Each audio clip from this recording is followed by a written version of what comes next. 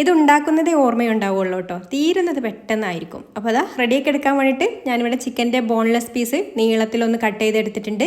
ഇതിലേക്ക് പാകത്തിനുള്ള ഉപ്പും മഞ്ഞൾപ്പൊടിയും മുളക് പൊടിയും വെളുത്തുള്ളി പേസ്റ്റും സോയാ സോസും കൂടെ ചേർത്ത് കൊടുത്തിട്ട് നന്നായിട്ടൊന്ന് മിക്സ് ചെയ്ത് കൊടുക്കാം.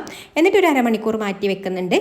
ഇനി അരമണിക്കൂറിന് ശേഷം ഇതുപോലൊരു സ്ക്യൂർ എടുത്തിട്ട് അതിലിതാ ചിക്കൻ്റെ ഓരോ പീസും ഇതുപോലെ അങ്ങ് കുത്തി കൊടുക്കാം. പിന്നെ ഒരു മുട്ട പൊട്ടിച്ചൊഴിച്ചിട്ട് അതൊന്ന് ബീറ്റ് ചെയ്ത് കൊടുത്തതിന് ശേഷം പിന്നെ കോൺഫ്ലവർ എടുത്തിട്ടുണ്ട്. കോൺഫ്ലവറിൽ ഈ ഒരു ചിക്കൻ്റെ പീസ് ഒന്ന് കോട്ട് ചെയ്ത് കൊടുക്കാം. ചെറിയൊരു കോട്ടിംഗ് ആയിട്ട് കിട്ടിയാൽ മതി കേട്ടോ. ആ ഒരു മുട്ടയിൽ ഡിപ്പ് ചെയ്യാൻ വേണ്ടിയിട്ടാണ്. എന്നിട്ട് മുട്ടയിൽ ഡിപ്പ് ചെയ്തിട്ട് കോൺഫ്ലെക്സ് കൈകൊണ്ട് തന്നെ ഒന്നങ്ങ് പൊടിച്ചെടുത്തിട്ടുണ്ട്. ഒരുപാട് ഫൈൻ ആവരുത്, ചെറുതായിട്ടൊന്ന് ക്രഷ് ചെയ്തെടുത്താൽ മതി. അതിൽ ഈ ഒരു മുട്ടയിൽ മുക്കിയിട്ടുള്ള ചിക്കൻ്റെ പീസ് ഒന്ന് നന്നായിട്ട് കോട്ട് ചെയ്ത് കൊടുക്കാം. ഇതുപോലെ കോട്ട് ചെയ്ത് കൊടുത്തതിന് ശേഷം പിന്നെ നല്ല ചൂടായിട്ടുള്ള ഓയിലിലേക്ക് വെച്ച് കൊടുത്തിട്ട് ഫ്രൈ ചെയ്തെടുക്കാം. വെച്ച് കൊടുത്തതിന് ശേഷം പിന്നെ തീ കുറച്ച് വെക്കുക കേട്ടോ, ചിക്കൻ ഒന്ന് കുക്കായിട്ട് വരണ്ടേ. എന്നിട്ട് ഒരു സൈഡ് റെഡി ആയിട്ട് വരുമ്പോൾ തിരിച്ചിട്ട് കൊടുക്കുക. എന്നിട്ട് രണ്ട് സൈഡും നന്നായിട്ടൊന്ന് മൂത്ത് കഴിഞ്ഞാൽ പിന്നെ ഫ്ലെയിം കൂട്ടി വെച്ചിട്ട് നമുക്കിത് എടുക്കാം.